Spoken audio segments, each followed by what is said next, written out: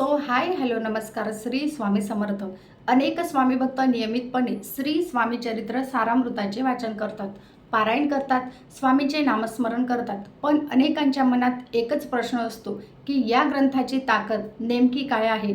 या ग्रंथामध्ये असे काय आहे की हजारो लाखो स्वामी भक्त आजही श्रद्धेने या ग्रंथाचे वाचन करतात? चला तर मग आज या व्हिडिओमध्ये याविषयी थोडक्यात माहिती सांगण्याचा प्रयत्न करते.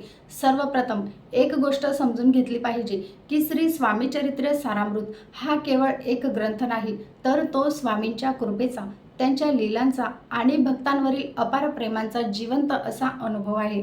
या ग्रंथातील प्रत्येक अध्याय वाचताना आपल्याला स्वामींचा सहवास असल्याचा अनुभव येतो.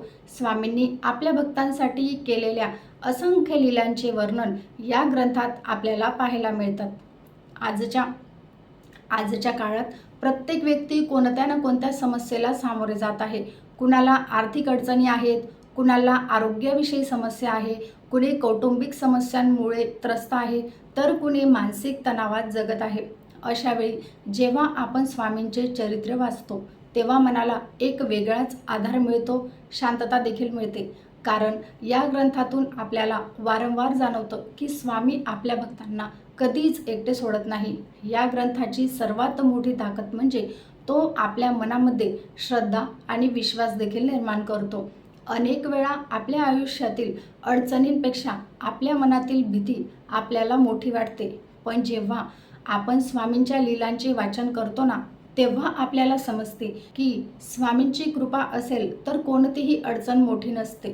एक गोष्ट तुम्ही नक्की पाहिली असेल की जे लोक नियमितपणे श्री स्वामी चरित्र सारामृताचे वाचन करतात त्यांच्या बोलण्यात, वागण्यात आणि विचारांमध्ये एक वेगळीच शांतता दिसून येते. कारण हा ग्रंथ आपल्याला फक्त स्वामींच्या लीलांचे वर्णन सांगत नाही, तर जीवनाकडे पाहण्याची नवी दृष्टी देतो. जेव्हा आपण स्वामींचे चरित्र वाचतो तेव्हा आपल्या लक्षात येते की कितीही मोठी अडचण आली तरी स्वामी आपल्या भक्तांना कधीच एकटे सोडत नाही.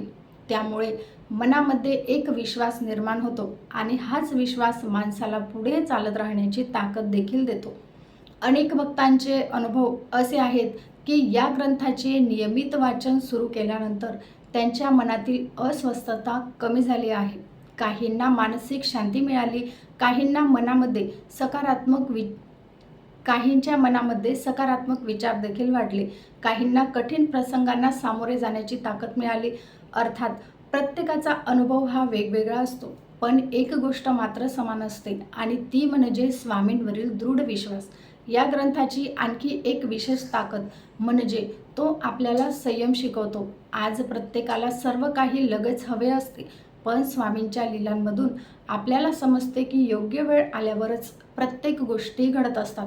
त्यामुळे जीवनात धीर ठेवणे, श्रद्धा ठेवणे आणि स्वामींवर विश्वास ठेवणे किती महत्त्वाचे आहे हे या ग्रंथातून शिकायला मिळते. श्री स्वामी चरित्र सारामृत वाचताना फक्त शब्द वाचू नका, प्रत्येक प्रसंग अनुभवण्याचा प्रयत्न करा. प्रत्येक अध्यायामध्ये स्वामींचा संदेश शोधण्याचा प्रयत्न करा.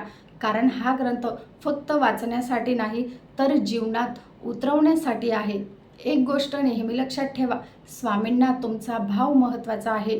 किती वेगाने वाचले, किती वेळा पारायण केले, किती अध्याय पूर्ण केले, यापेक्षा मनामध्ये असलेली श्रद्धा ही अधिक महत्त्वाची आहे.